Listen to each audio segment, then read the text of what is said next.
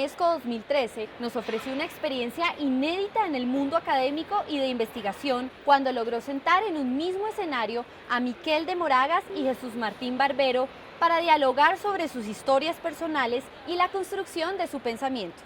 Los invitamos a que disfruten de este conversatorio. Oye, Jesús, ¿cuánto tiempo sin verte? Bueno, esto es un género que no tiene antecedentes, al menos en mi experiencia académica, no sé si en la tuya. Claro que no es una experiencia académica. Vamos a intentar que sea una conversación, no una conferencia 2. Yo creo que esto del micrófono seguimos con algún...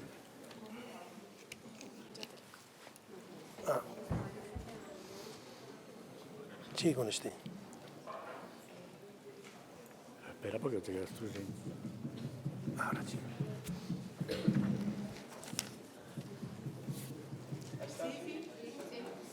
Venga. Bueno, decía que vamos a intentar una conversación entre amigos que no tenga reglas de juego ni explícitas ni implícitas. Y quiero comenzar, yo le he pedido a Miquel, lo único que le he pedido es que me dejara comenzar por aquello de habla el de casa, aunque ya sea al final de esta jornada de 3 días que ha tenido con ustedes, Miquel, porque creo que es bueno lo que un amigo de hace más de 30 años ha convivido con Miquel y que no aparece en las hojas de vida ni en las bibliografías. El año 1981 yo me fui a España a hacer lo que llamé mi experiencia posfranquista con mis hijos pequeñitos y llegué a Madrid, a la Complutense, que me perdonen si hay gente aquí que quiere mucho a la Complutense, pero yo tuve muchas dificultades. Aquí está uno de los pocos con los que yo conversé en la Complutense ese año, José Luis Piñuel. Con él y Santiago Montes fue con los que realmente conversé. Era un momento muy difícil, era un momento muy confuso. Las izquierdas se parecían a las derechas demasiado. Tanto que se confundían y se juntaban para elegir a sus propios candidatos. Y realmente, para mí fue una sorpresa. Un día, Miquel de Moragas me llamó por teléfono.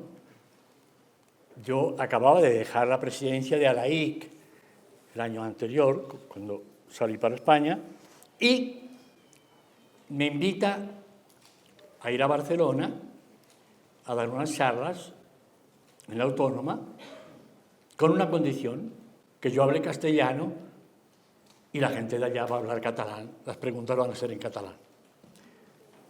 Yo acepté el reto, sin saber muy bien en la que me metía, pero acepté el reto y mereció la pena.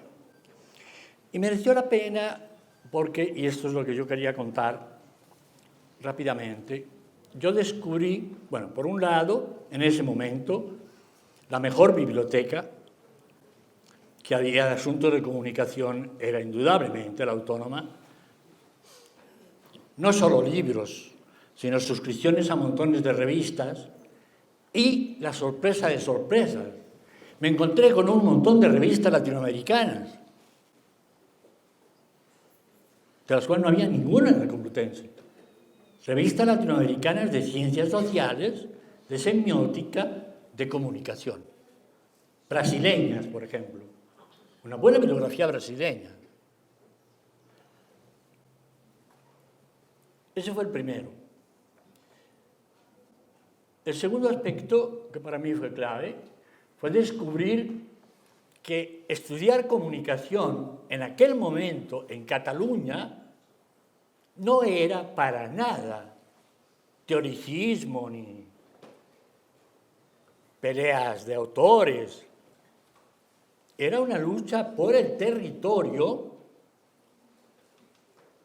y realmente la radio y la televisión local fue un proyecto político en el que Miquel tuvo mucho que ver, porque la investigación Miquel dirigió desde el comienzo de la democracia, entre comillas, una institución que era apoyada por la autonomía de Cataluña, pero que lo que significaba era la responsabilidad de trazarle conjuntamente a investigadores y a políticos un cierto mapa, tanto de las necesidades como de las oportunidades, de las posibilidades que había de rehacer la comunicación en términos democráticos y en términos catalanes. Y aquí yo diría que hay una dimensión de la vida y del trabajo de Miquel que es importante que ustedes lo sepan, lo conozcan. Miquel ha estado muy comprometido con lo político, no con la política, pero con lo político, con las dimensiones políticas de la construcción de un país que quedó, de los países que quedaron más destruidos dentro de España, fue justamente Cataluña, porque fue de lo que resistió más. Y ese trabajo se vio después ligado a un trabajo de comunicador. Ayer me reconoció que le había puesto nombres a dos calles. Él diseñó, en buena parte, varias de las señales que había en la calle para los Juegos Olímpicos, lo hizo Miquel. O sea, Miquel no solo estaba metido en la política y en la política de investigación y en la investigación de los procesos políticos, sino que para el año 92 y los Olímpicos, él hizo dos cosas. Durante años antes, preparar a la ciudad para acoger a una muchedumbre muy grande que rebasó incluso lo que esperaban y que evidentemente significó un momento clave para el amor propio, en el mejor sentido de la palabra, para la identidad catalana. Y Miquel me confesó ayer que sí era verdad que él hizo el eslogan ¿dónde son los Juegos Olímpicos? En Barcelona, y ¿dónde está Barcelona en el mundo? Digo, ahí hubo un trabajo espléndido de imaginación comunicativa. Y aquí quería llegar. Yo creo que Miquel no ha sido solo un investigador del mundo, sobre todo, investigador de los medios locales y de los medios locales en diferentes países, de toda esa comunicación de proximidad, sino que, digo, ha tenido un trabajo político en serio, sin demasiada ideología, con muy poca ideología, con una enorme sensatez, con una enorme capacidad de poner a dialogar a gentes diversas, venidas de diversos ámbitos. Y el otro lado que nos corresponde es que desde el año que nos conocimos, el año 81, Miquel acogió una pequeña idea sobre la cantidad de latinoamericanos que estudiaban en universidades españolas. Ya en ese comienzo de la democracia ya había muchos latinoamericanos estudiando comunicación en España, y Miquel se ideó un seminario anual sobre un tema, escogiendo ponentes de América Latina y de Europa, de Francia, de Italia. A mí me tocó inaugurar al año siguiente sobre perspectivas conceptuales, sobre concepciones teóricas, y tuve la suerte enorme de tener de interlocutor a Mauro Wolf, a este investigador italiano que se nos murió demasiado pronto. Digo, aquí hay algo muy importante, y no es publicidad, y si lo es no me importa, para la Autónoma de Barcelona, para esa facultad en la cual él ya no está, ya está jubilado, pero esa facultad ha jugado un papel muy importante para mediar, para acompañar, para tejer junto con proyectos latinoamericanos un montón de cosas que se han ido haciendo en estos más de 30 años. Yo quiero, realmente como amigo, pero después de tantos años, y ahora que es al revés, en casa propia, yo quiero, a nombre de los colombianos y de muchos latinoamericanos, para los que el trabajo de Miquel, haciendo de Barcelona, y no solo de la Autónoma, de Barcelona, un lugar estratégico de encuentro de diferentes gentes, no solo entre latinoamericanos, sino con españoles y franceses, italianos, creo que es un aporte muy especial que, unido a la dimensión política de todo su trabajo, ha sido realmente un verdadero modelo de eso que llaman cooperación internacional. Les pido un aplauso muy especial. Un aplauso para ti. Bueno, Jesús, en fin, muchas gracias por estas entrañables, ¿no?, palabras. Y memoria. Voy a buscar también un poco Jesús en la memoria. Me vienen 3 o 4 cosas representativas de este asunto. Recuerdo una primera, la primera vez que yo estuve en América. Había publicado el libro Semiótica de la comunicación de masas, y cuando yo escribí aquel libro, desde luego no tenía ni la más remota idea de que este libro que yo escribía sobre la radio, sobre la publicidad, sobre tal y cual, tendrían cualquier repercusión fuera del ámbito estricto que yo conocía, universidad en Barcelona, en Madrid, en España, ¿no? Y entonces fui por primera vez a un congreso de la IAMCR. La IAMCR o la IERI ha sido un magnífico lugar de encuentro para facilitar la cooperación, y en el ascensor subían dos chicas jóvenes, yo también lo era entonces, ¿no?, y vieron mi cartelito que ponía Miquel de Moragas. Y, tú eres Miquel de Moragas. Yo pensé, ¿y cómo me sabe quiénes son estas señoras, no? Y es porque habían leído el libro. Y esto me causó un impacto tremendo. Yo no trabajaba para esto, trabajaba para otros. Mi producción no era en este estrictísimo marco. Con estas llegó Jesús Martín Barbero, llamando, no sé si me llamaste tú, yo te llamé, yo esto lo he perdido la memoria.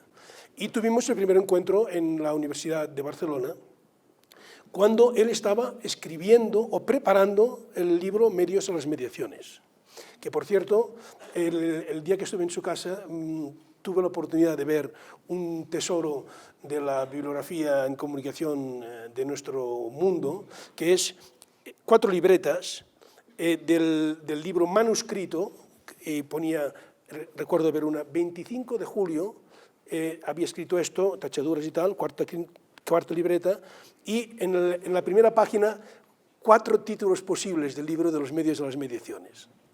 Con unos recuadritos ponía, no me acuerdo, industrias culturales, la cultura popular, etcétera, etcétera.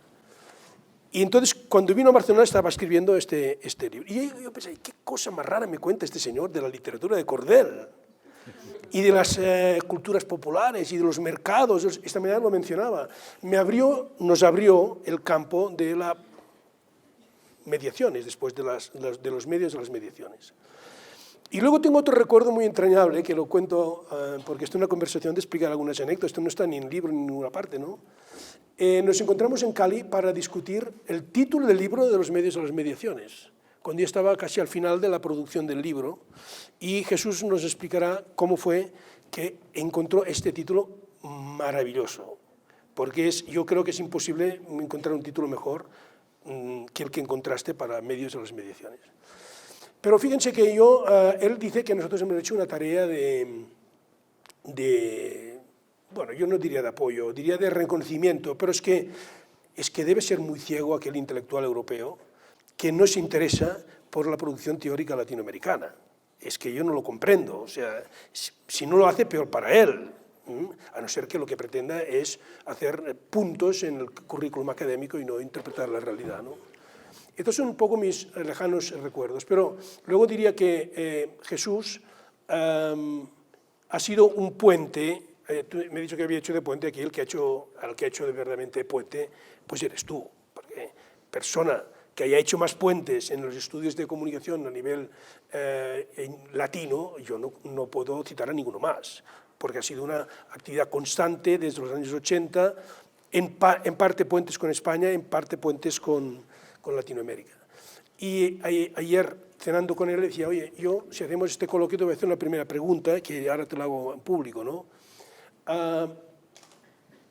¿Cuándo empezaste a ser colombiano? Después de tu venida de Castilla, llegas algún día a Bogotá, pero ¿cuándo eres colombiano? Lo pregunto con intención porque esto está escrito. Yo vi un reconocimiento tuyo justamente al rector de esta universidad en tu discurso de aceptación del, creo que el honoris causa, donde reconocías, este señor finalmente me reconoció como colombiano. ¿Cuándo fuiste colombiano? ¿O empezaste a ser colombiano? Es muy difícil no hacer anécdota, porque la verdad es que la Colombia a la que yo llegué el año 63 era un país tan o más oscuro que España, que la España franquista de la que yo salía.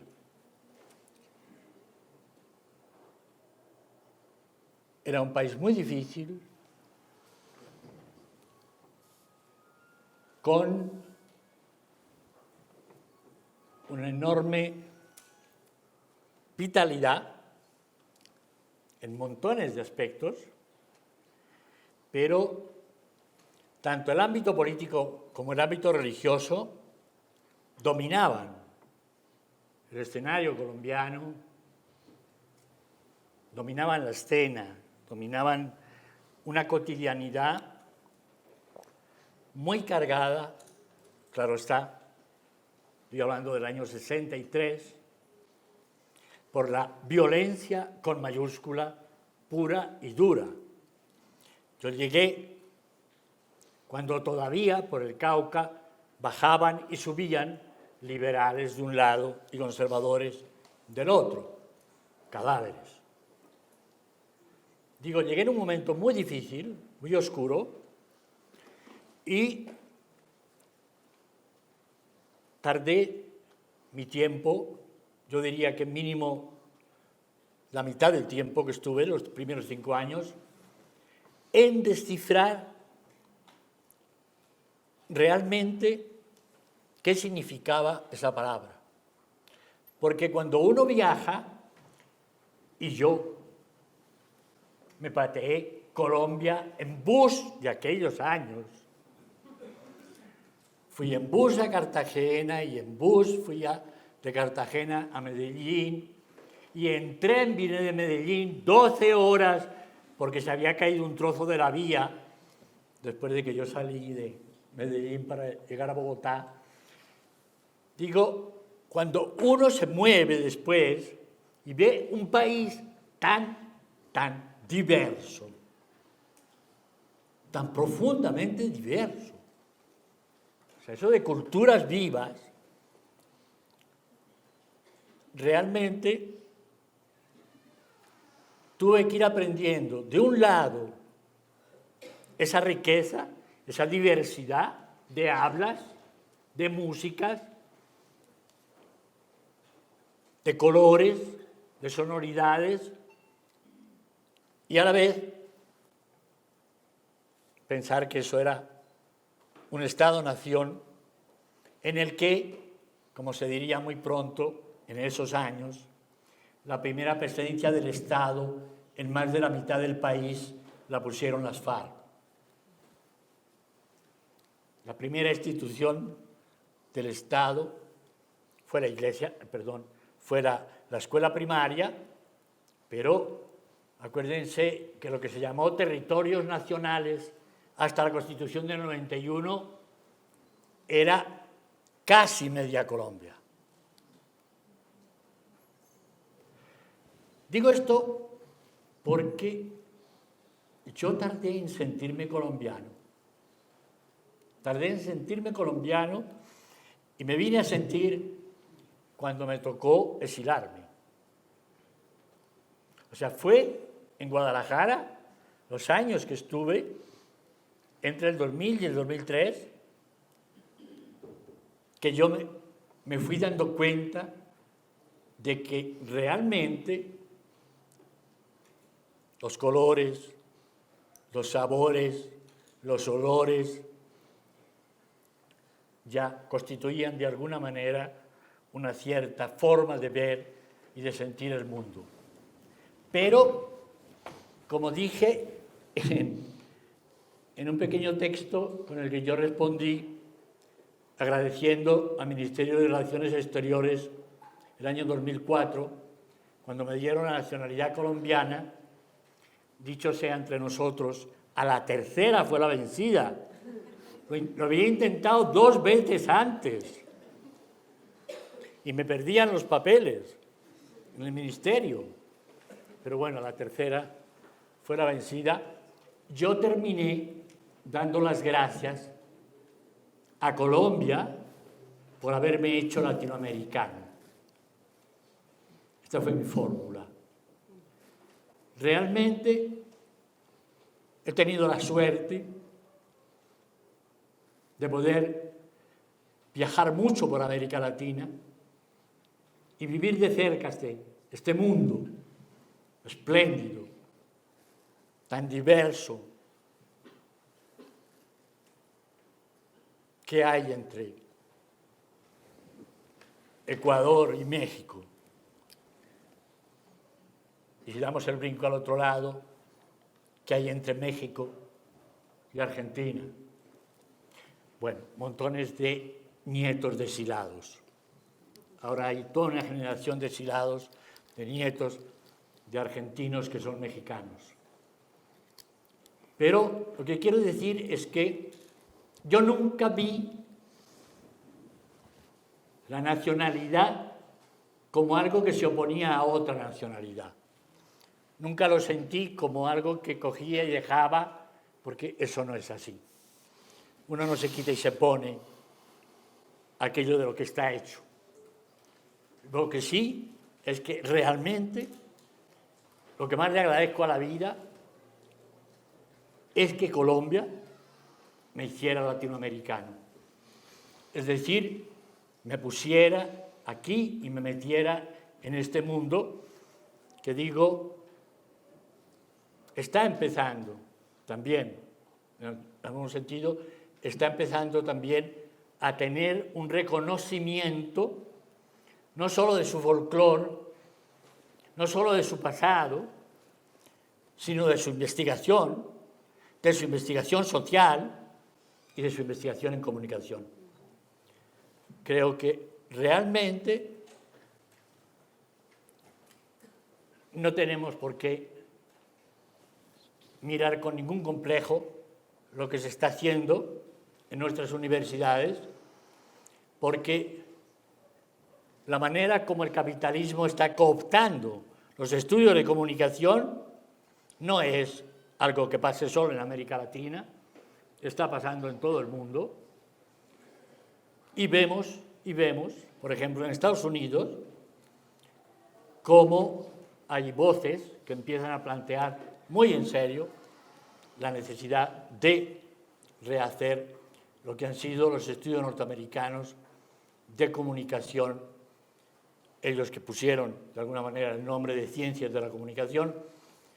Digo, empieza a haber un reconocimiento muy, muy ancho a que sin dialogar con América Latina es muy difícil entender el mundo de la comunicación hoy. Jesús, esta frase sintética, Colombia me hizo latinoamericano, me parece que reúne la esencia de muchos de tus trabajos teóricos. Por ejemplo, tú hablas de la identidad cultural, hoy se crea y se forma en la conectividad. La identidad no es algo que se busca en las raíces del pasado, sino que se busca, se encuentra en el diálogo con los otros o con el otro, y tanto en temas territoriales y culturales como individuales, ¿no? Es decir, que esta frase sintética, Colombia me hizo latinoamericano, digamos, resume este pensamiento de Jesús. Pero es que además resume un poco el sentimiento, la forma de vivir, porque en la globalización, estamos viviendo esta cuestión de la globalización, se va descubriendo que lo global no es sino una intersección de nodos. En este sentido, yo veo algún paralelismo, claro, entre tu obra y algunas de las mejores ideas de Manuel Castells sobre sociedad en red y sobre globalización. Por otra parte, si me permites que vaya avanzando algunos de los problemas teóricos que también me gustaría comentar, un poco ya desubjetivizando la conversación, tu obra demuestra que la teoría se construye por intertextualidades. Me impresiona mucho esta frase tuya de la revoltura, porque es una expresión que es bastante tuya, la revoltura de Gramsci con Paul Ricoeur, con Bourdieu, con Adorno también, y con Walter Benjamin, que es un tejido de intertextualidades, ¿no? Entonces, un poco mi pregunta para progresar sería, hoy en la actualidad, como este ejemplo que partía de Colombia versus Latinoamérica, nodos, relaciones, ¿cómo ves tú el panorama para recomendar a los alumnos? ¿Cómo debemos comprender el campo de estudios de la comunicación? El primer día yo defendía que ante el dilema, estamos ante una disciplina o un campo de estudio, decía que no hay ninguna salida digna a esta pregunta, sino decir las dos cosas a la vez. ¿Tú cómo ves esto?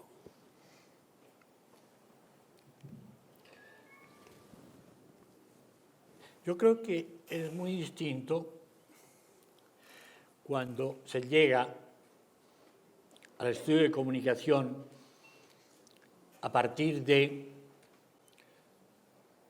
una disciplina, como puede ser el periodismo, el estudio profesional del periodismo, o incluso yo diría, por ejemplo, de la historia de los medios,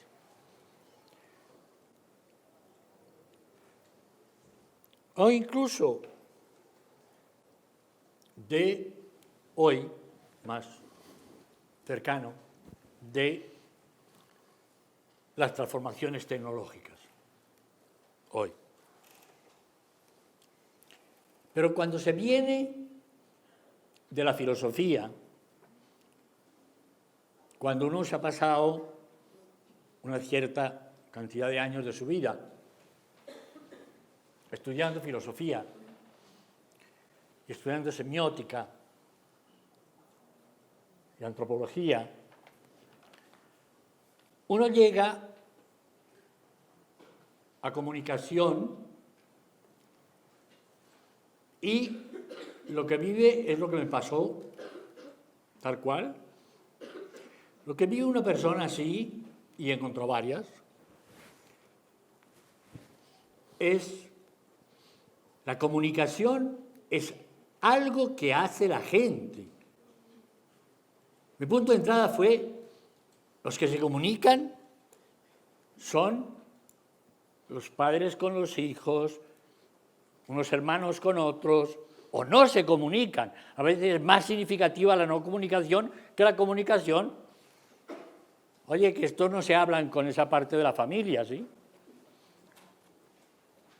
O sea, mi entrada fue etnográfica elemental, ¿sí?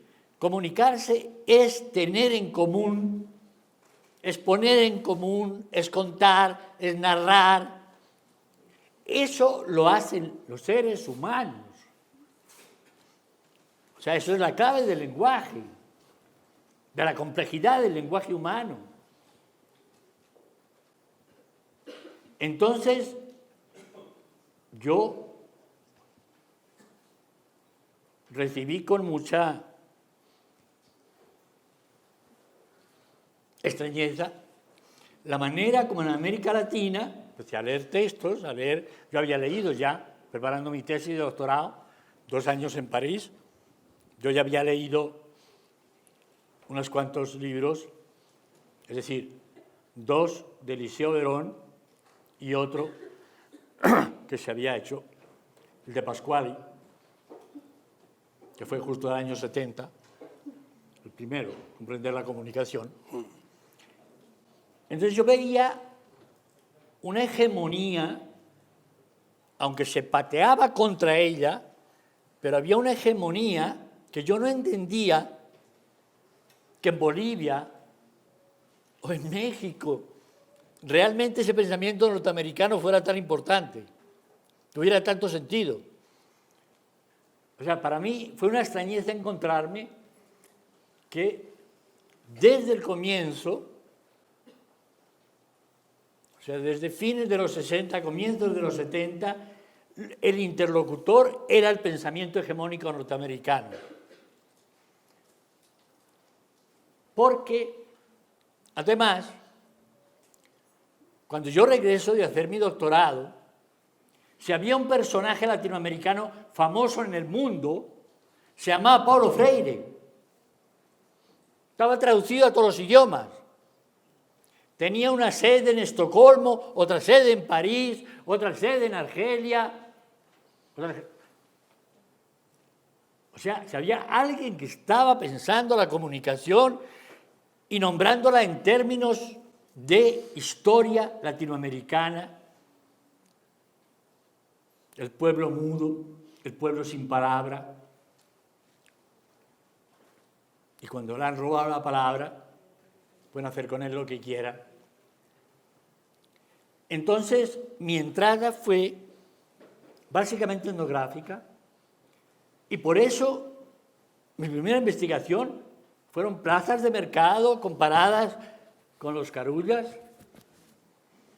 el cementerio central comparado con el del norte, cómo caminaba la gente en la séptima, desde la Plaza Bolívar hasta la 19, donde estaba el ángel de Buñuel, que no dejaba pasar a los sectores populares de la 19, comparado con la 15, el lago, que empezaba a ser el centro comercial de Bogotá, por la 15, entre la 80 y la 100.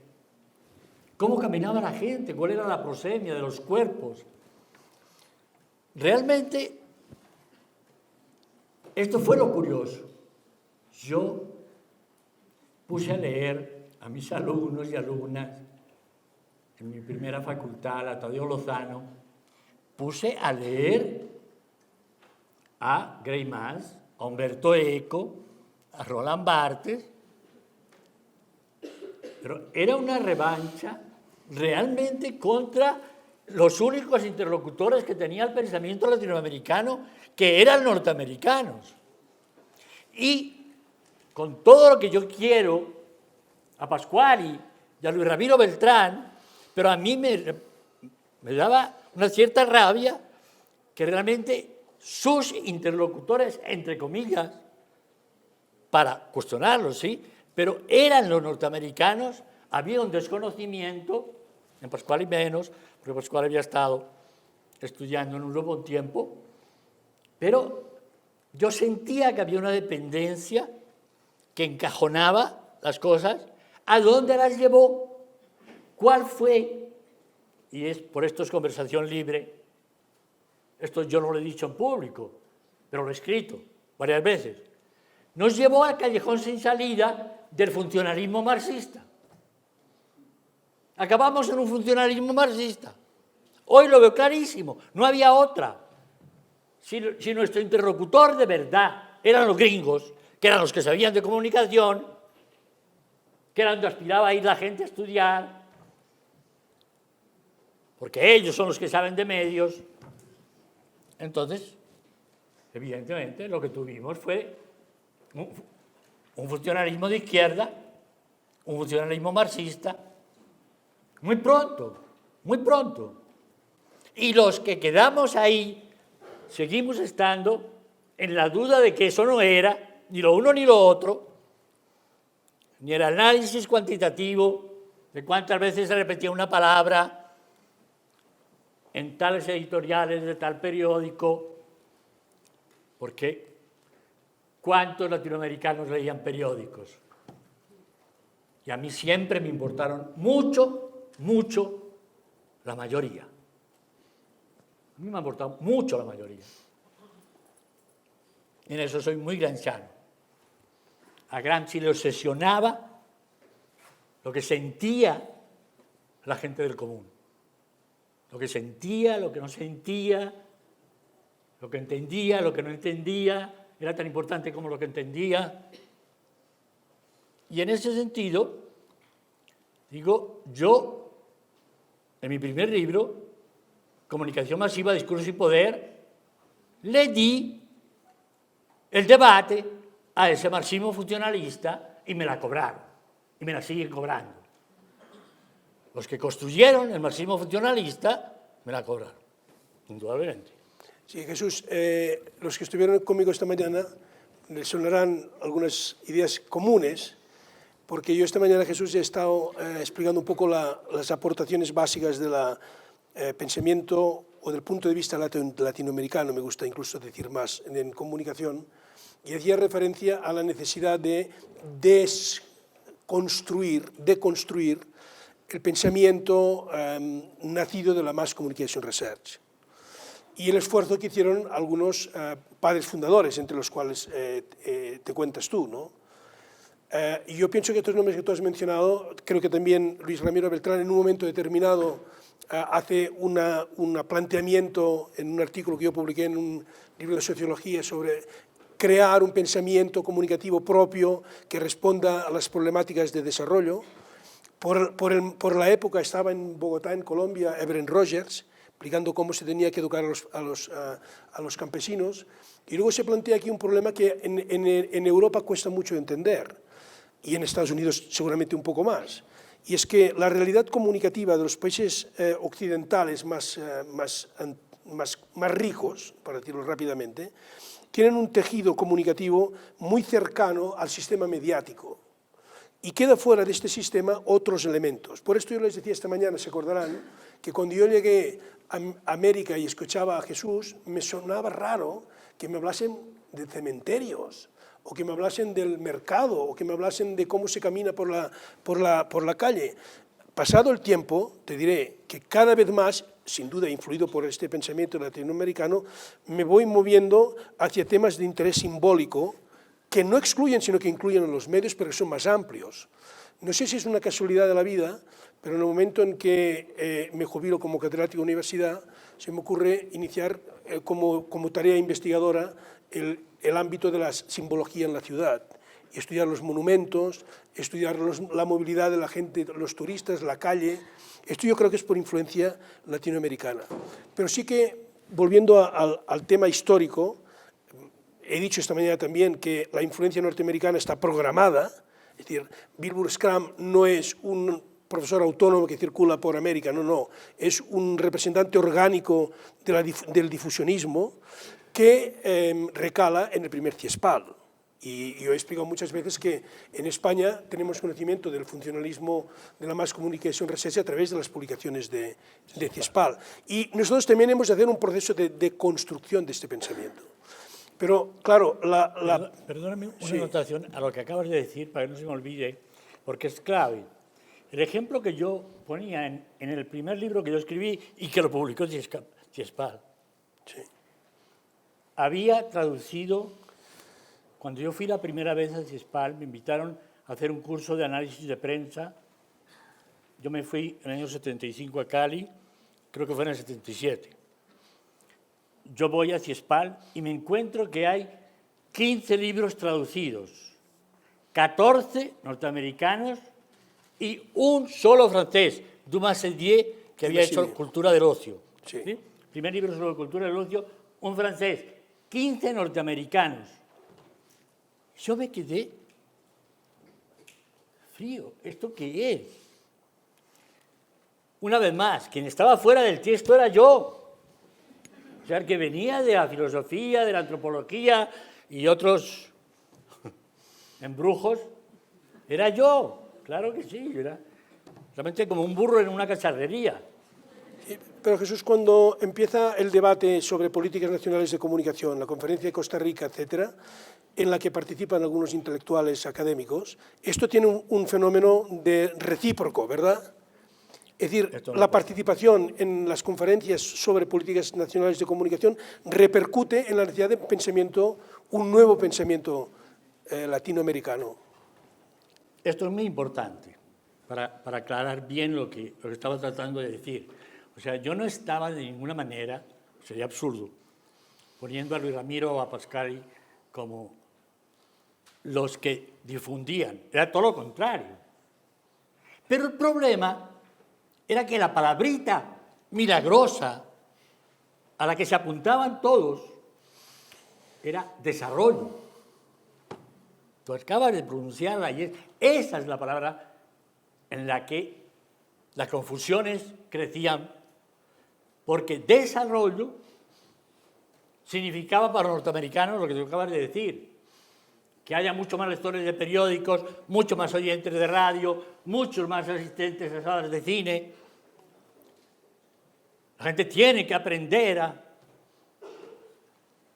Entonces, hay de un lado esta confusión, que digo, yo la capté porque yo llegaba de fuera, yo no venía del campo de comunicación, no venía, ¿sí?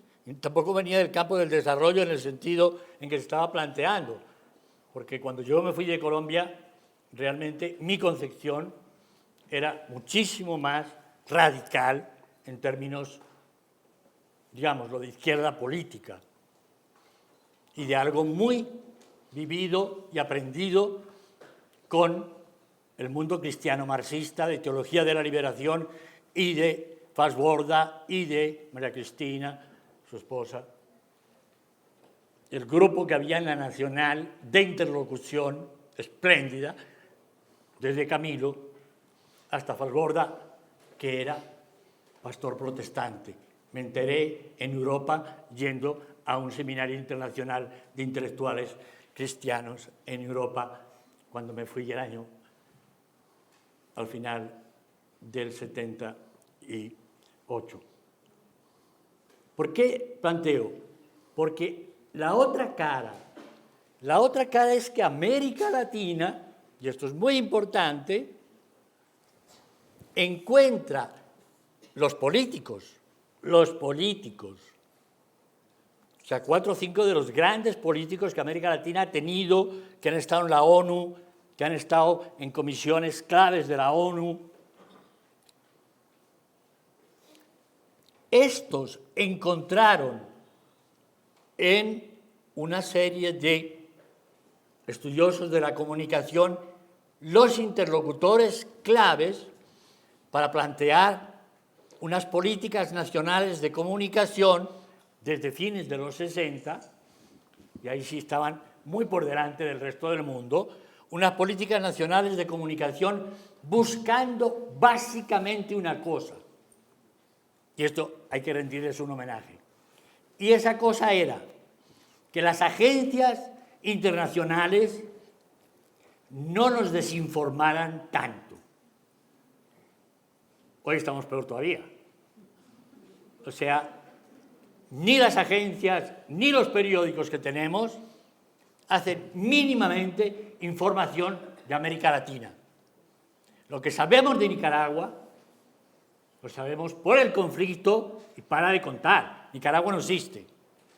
Nicaragua es la decisión de La Haya y punto. Nicaragua es un país con muchas contradicciones y con muchos sufrimientos, y había muchas cosas que aprender también. Y Guatemala, ¿qué sabemos de Guatemala en Colombia? ¿Qué sabemos de Bolivia? La desinformación en ese momento se sentía como una de las claves de, y ahí sí aparece la palabra gorda, de la dependencia.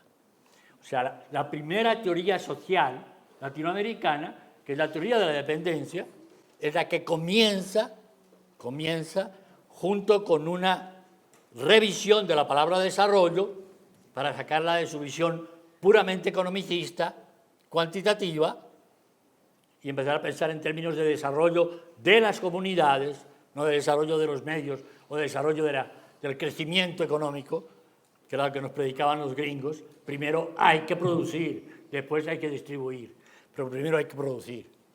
Ese era el cuento. Entonces yo creo que hubo ahí un momento en el cual yo diría que la gente que se involucró en políticas nacionales de comunicación fue mucho más lejos que lo que iba, diríamos, la reflexión más específica sobre medios de comunicación. Sí, hay en este debate inicial de las políticas de comunicación hay fuerza hacia afuera y hacia adentro. Me refiero, esta mañana mismo me he inventado un mapa para narrar las influencias teóricas desde Estados Unidos a Europa, de Europa hacia Latinoamérica, en qué manera, si existe, porque constataba esta mañana que en América Latina, cuando oyes hablar intelectuales, profesores de comunicación, van poniendo ejemplos de Bolivia, del Perú. Mencionaba explícitamente el caso del profesor, el director del Ático, nuestro amigo Germán, que le escuchaba una conferencia en Barcelona diciendo en Perú tal, en Argentina tal, en Brasil tal, y yo decía, esto es raro encontrar un investigador europeo que hable de Italia, de Francia, de Inglaterra, de Alemania, para poner ejemplos. Cada uno habla de su propia experiencia territorial. En cambio, en América Latina se observa este juego de cooperación. Bueno, para ejemplarizar esto, he puesto precisamente una diapositiva con unas imágenes del estudio que había hecho Tapio Baris y Karl Nordenstein sobre el flujo internacional de información, donde evidenciaba los desequilibrios. Esta problemática de los desequilibrios es uno de los grandes temas que tú ahora mencionabas, pero también hay en el debate sobre políticas hay algo interior, y es un trabajo, llámale para el desarrollo o para el cambio social, que es el uso de la comunicación y la aportación del Estado para cuestiones de desarrollo cultural, desarrollo social, de salud, etcétera, etcétera. Y también en su dimensión política. Luego viene McBride, y los grandes grupos de comunicación se lanzan al cuello del pobre McBride, ¿no? de la comisión del McBride y de las ideas del McBride para estrangularla, diciendo, ustedes lo que están predicando es propuestas, fórmulas de autoritarismo. No, nada que ver. O sea, el debate que yo había visto en Latinoamérica de los 70 hasta los 80, antes del McBride, era para hacer que la comunicación fuese un instrumento de bienestar social. de educación, de salud, etc. Esto todavía es vigente, y lo que pasa es que yo veo que hoy hay mayor aceptación ideológica de este tipo de fenómenos. Porque además hay otra cuestión, yo quisiera introducir otro tema, porque si no nos va a ir el tiempo muy rápido, y hacerte la siguiente pregunta y comentario. Y luego desordenamos como queramos el tema, ¿no? Cuando yo conocí a Jesús Martín Barberó, me impresionó bastante, me hizo pensar bastante que él aportaba una revisión del concepto de recepción de la comunicación y lo sustituía por una preocupación por la apropiación. No sé si me estarás de acuerdo en este análisis. Mientras los sociólogos británicos estudiaban muy bien y muy a fondo los usos de la comunicación, la televisión, financiados básicamente por la BBC, aquí aparecían unos estudios sobre cómo usaban las personas la comunicación. Y Jesús Martín Barberó me propuso, yo no sé cómo fue, que viniese a Barcelona una alumna tuya que se llama Sonia Muñoz, que trabajaba en el consumo, la recepción de las telenovelas por parte de gentes pobres, mujeres pobres de aluvión. Claro. Entonces, esto es una aportación básica de la obra de Jesús y de otros autores latinoamericanos. Pero en la actualidad me parece que se está produciendo un reclamo muy urgente, es pasar de la recepción a la apropiación, y ahora estamos en una fase de pasar de la apropiación de los contenidos recibidos a la apropiación de la producción de contenidos. Esta mañana yo he visto aquí en el ático, me ha parecido una cosa fenomenal, ver un aula donde se enseña a niños a manejar los instrumentos aparentemente tecnológicos tan complejos, o cuando me explican que ático ayuda a producir programas de vídeo a comunidades indígenas. Es un proceso, un ejemplo de cómo el problema que hoy nos planteamos es el de apropiarse de la capacidad de producir. Tú que has trabajado tanto en la apropiación de la recepción, ¿cómo ves lo que digo de la apropiación de la producción o empoderamiento? A ver, creo que esta pista que plantea ahora Miquel, me parece que es de fondo. Y de alguna manera diríamos que viene a acabar de desordenar lo que fue el viejo paradigma. O sea, pensar hoy Facebook, desde emisor, mensaje, receptor, ¿sí?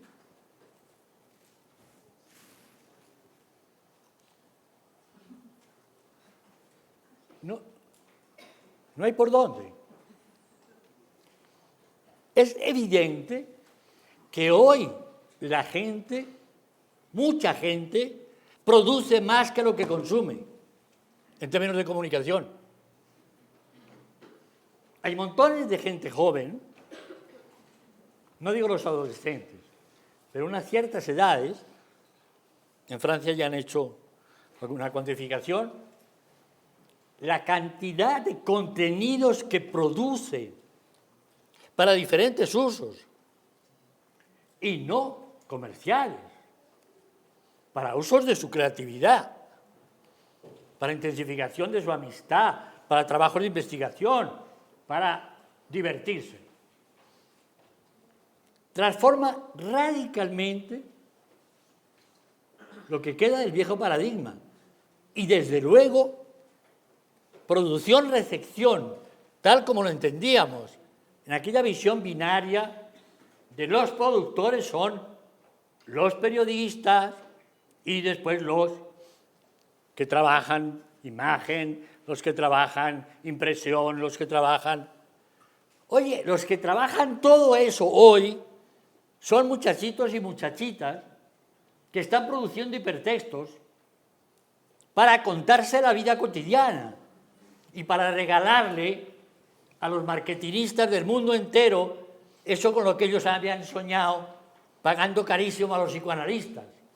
Y es cómo se ven los adolescentes a sí mismos, cómo se ven las mujeres de clase media de 35 a 40 años.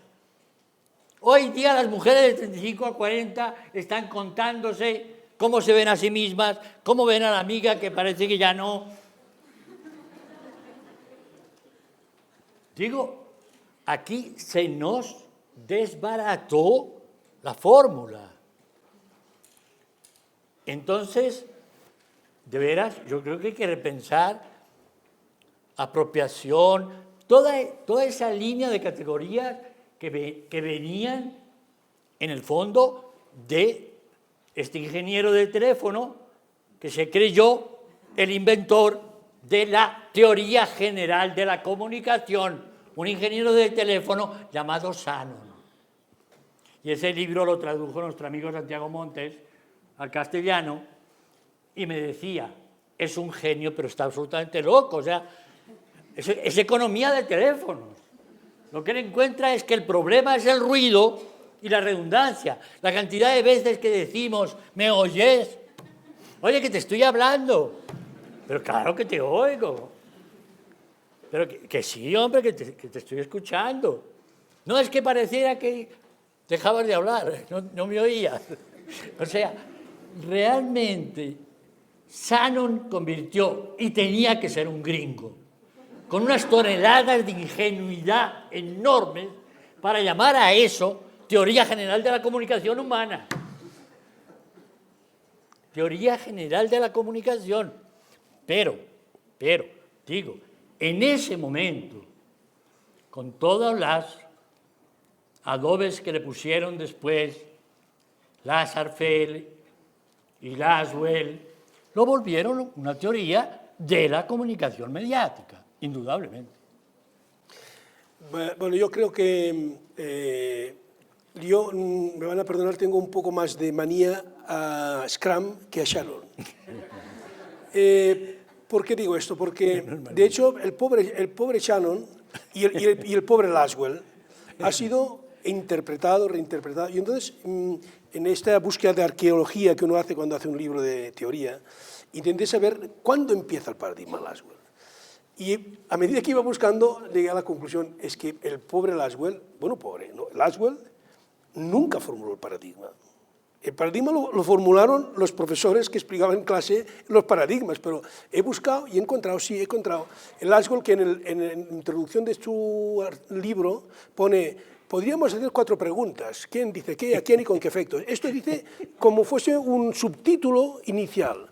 Y luego vi que escribía otro artículo sobre no sé qué otra cosa de política y hacía lo mismo. Podríamos empezar preguntándonos por A, B, C y C. Y que era un estilo que Laswell hacía de introducción a sus artículos. Y esto se transforma en una flecha que va de aquí a allí. Pero, en honor a la verdad, Laswell no era tan simple. Y entonces ha habido una hipertrofia. Y yo creo que Scrum es muy responsable de esto, porque Scrum tiene la misión política de instaurar los estudios de comunicación. Y esto lo hace con el apoyo político, económico de la Fundación Rockefeller y con el apoyo incuestionable de la UNESCO. Los Estados Unidos se quejaron mucho a lo largo del tiempo de que el McBride había sustituido a los pensadores y asesores de UNESCO por unos nuevos que eran los que venían entonces a influir con el McBride. Pero hasta aquel momento los que definían la política de UNESCO sobre comunicación eran estos del virus Scrum. Cuando tú mencionabas, un país llega al umbral del desarrollo cuando tiene X número de lectores de prensa, X números de radio. Esto está refiriéndose al sistema estricto de una población norteamericana desarrollada de cualquiera de sus estados. Por tanto, sí, estoy completamente de acuerdo en que asistimos a un cambio de paradigma, en parte determinado por la digitalización. Yo me parece que esto es así.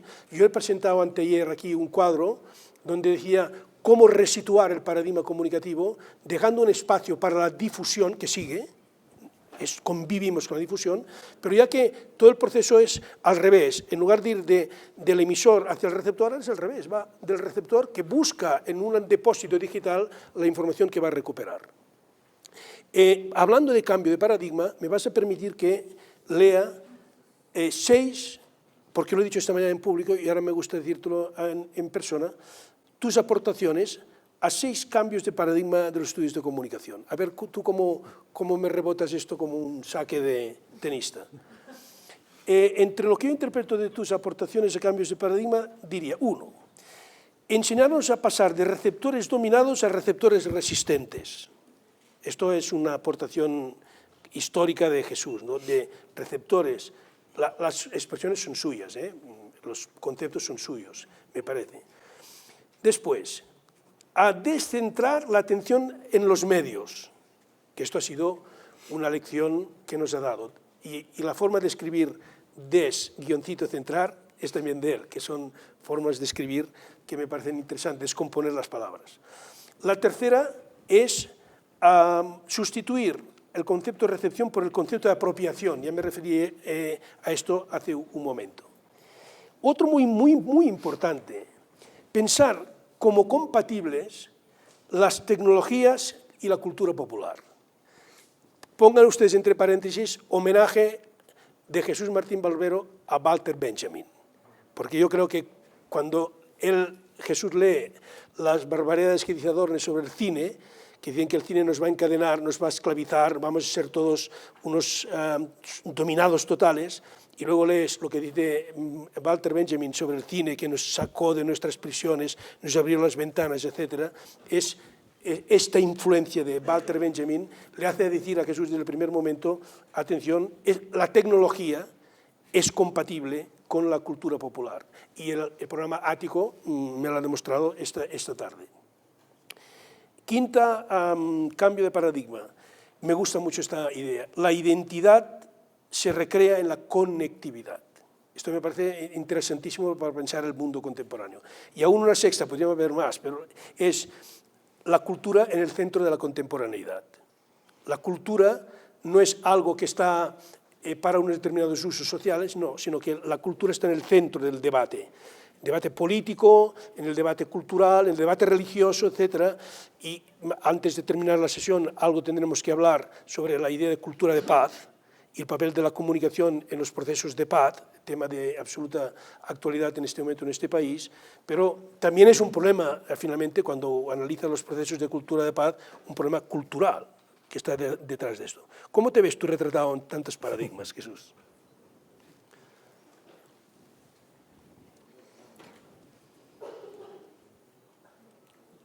Pues, básicamente, el punto de partida fue, como les dije, en el fondo, una ingenuidad,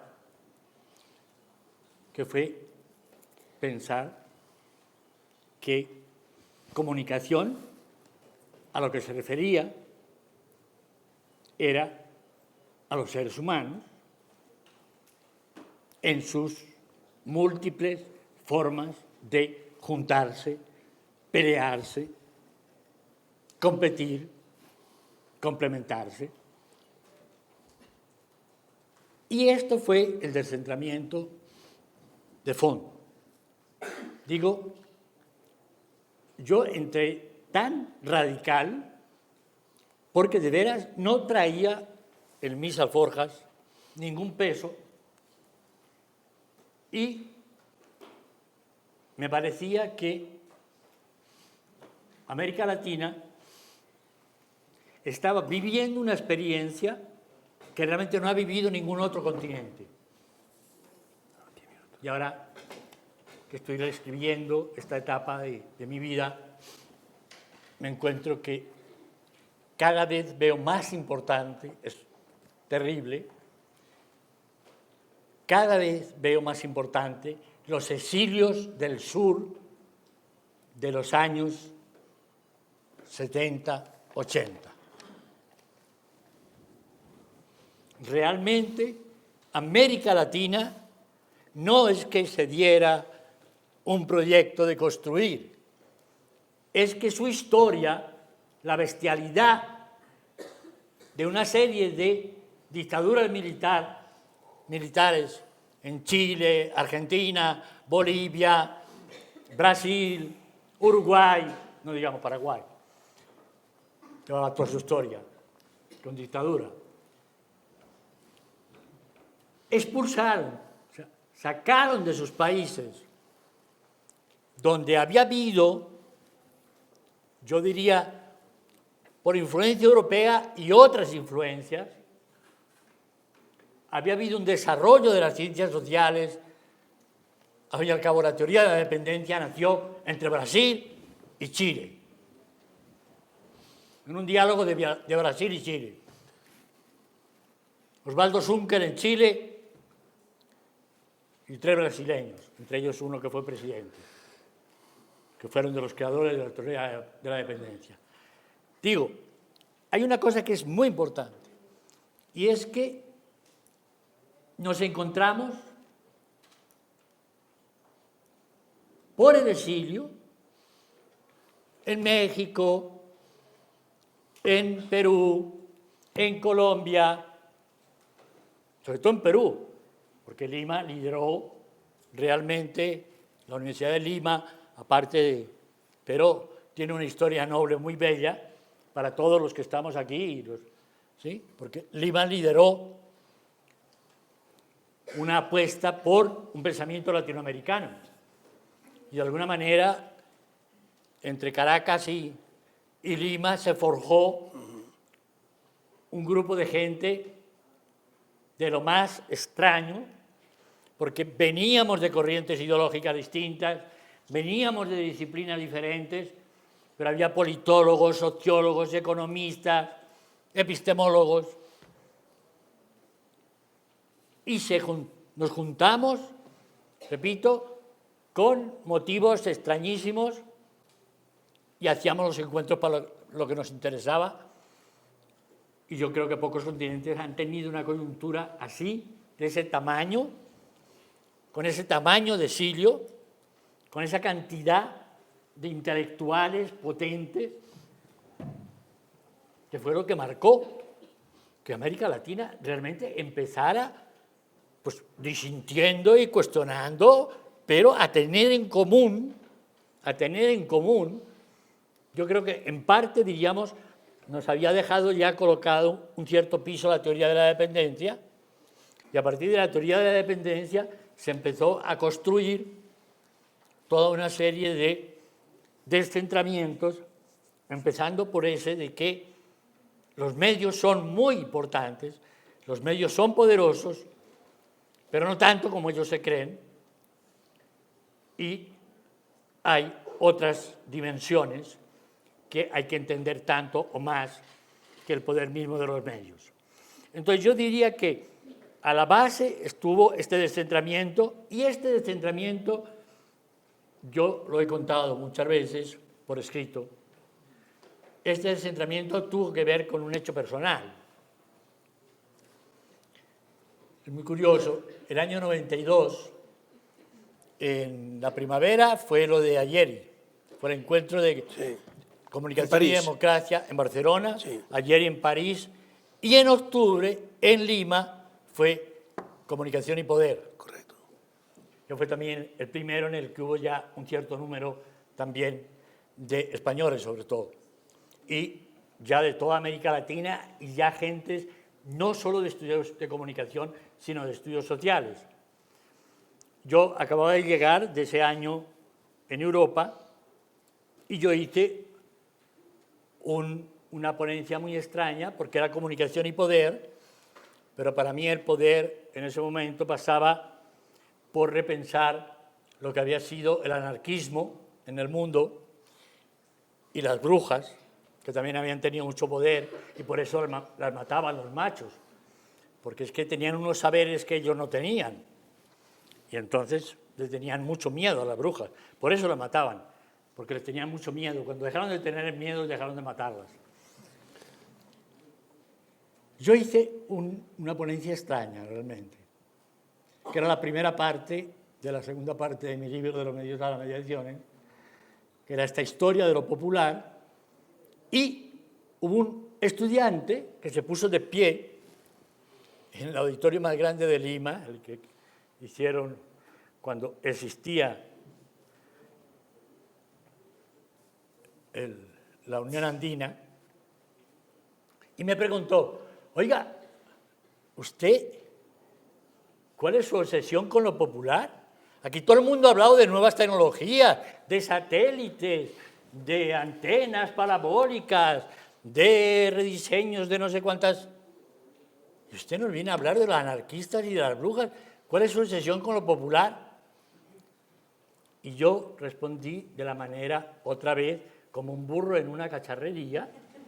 Respondí, me quedé en silencio unos segundos, respondí, ¿sabe? Quizá es un secreto homenaje que yo le hago a mi madre. Y se quedó esa sala absolutamente durante un buen rato en silencio. ¿Sí? ¿No? Tenemos, para que entiendan. tenemos pocos minutos. ¿Sí? No, le digo que Jesús, me han avisado hace unos minutos que teníamos pocos minutos. Y yo quisiera hacerte hacer una pregunta, pedir tu opinión. Estos días aquí hemos estado hablando mucho sobre el papel de la comunicación en la información de conflictos, en los problemas de la construcción de la paz, etc.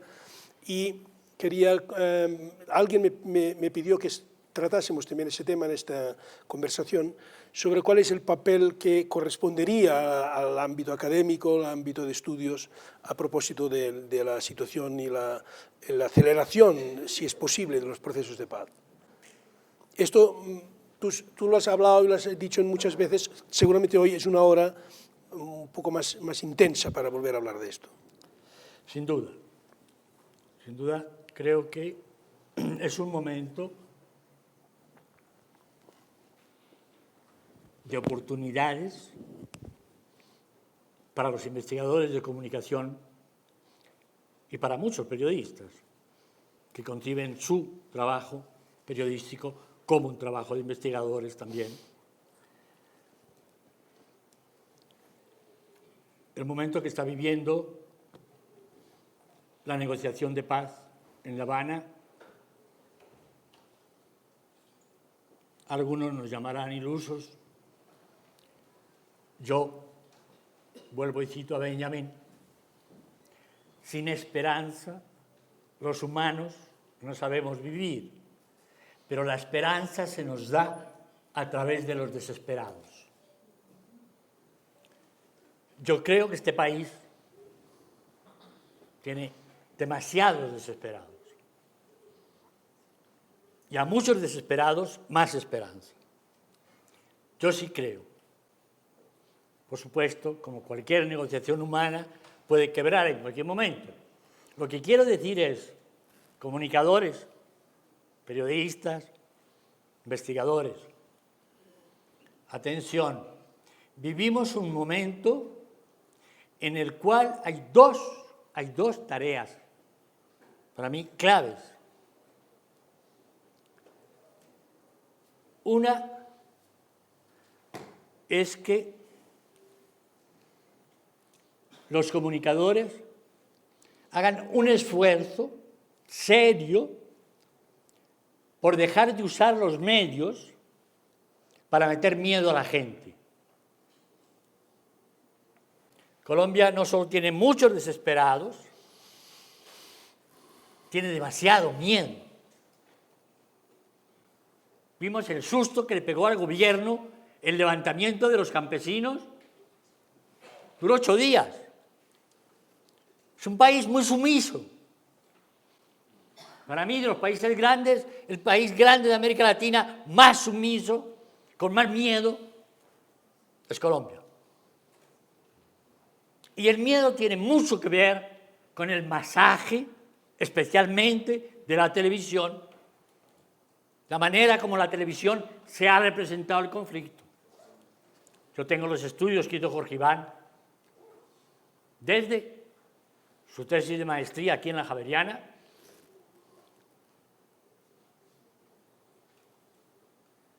hay que repensar el lugar de la guerra en la vida de los colombianos, porque es indudable que los que sufren la guerra no somos la mayoría los de ciudad, no somos los de Bogotá, ni menos los de Barranquilla, son los campesinos. Entonces, yo diría, primera tarea, empecemos a mirar la guerra por el otro lado, a mirar la guerra como algo que se puede terminar y se les va a acabar el chollo a los que hacen dinero con el morbo del dolor de las madres a quien han matado un hijo. Y a todo ese telenovelerío que, agazapado detrás de los personajes, de los paras o de los narcos, siguen metiéndole miedo, porque el que triunfa es él, es el capo, no es la justicia. Al menos idealmente, este país necesitaría que quien perdiera fuera el capo y ganara la institucionalidad democrática, por llamarlo de alguna manera. Entonces, primer punto, hay que repensar el lugar de la guerra en los medios y colocarla como un episodio de su historia. Pecó lo ha dicho muchas veces, montones de historiadores en Colombia han contado la historia de la violencia como si fuera un mal endémico, como si fuera una plaga de terremotos. No, no tiene que ver con la naturaleza, tiene que ver con la historia.